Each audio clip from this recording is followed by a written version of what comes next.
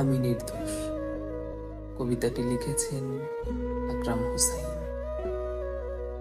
দোষ না করেও দোষী হলাম এই সমাজের চোখে। কেউ দেখেনি কান্না মা জননীর শোকে। কেমন করে সইব বলো মিথ্যা অপবাদ? খুনি বলেই আখ্যা পেলাম, কেউ শোনেনি নিনাদ। মা হারানোর যন্ত্রণাটা ক্ষণে ক্ষণে বুঝি, তাই তো আমি মায়ের পরশ রোজ নিশীতে খুঁজি। পারবে কি কেউ এনে দিতে আমার মায়ের মুখ? পুরো জাতি বুঝবে সেদিন আমার মনের দুঃখ।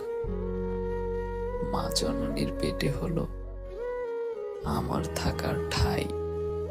কানটা পেতে শুনে রেখো, নির্দোষ আমি ভাই।